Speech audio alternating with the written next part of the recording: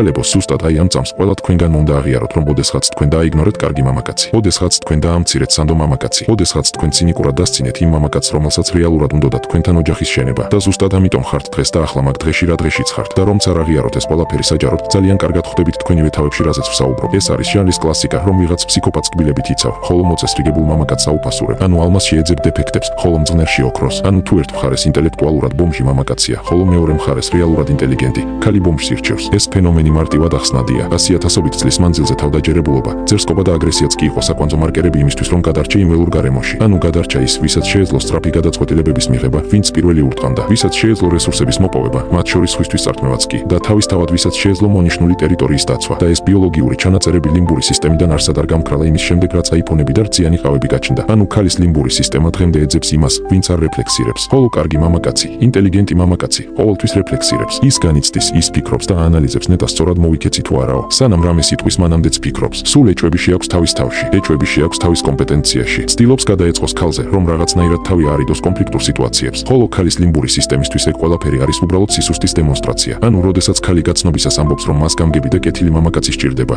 ეს ის სიტყვებია, რომელიც მისი ტვინის პრეფრონტალური ქერქიდან მოდის. ხოლო მისი ვნება და მიზიდულობა მამაკაცის მიმართ ჩნდება მის ლიმბურ სისტემაში და ზუსტადაც აქ იმალება მთელი ის ურთიერთსაპირისპირო პრაქტიკული მაგალითები, რაც ცხოვრებაში გვხვდება.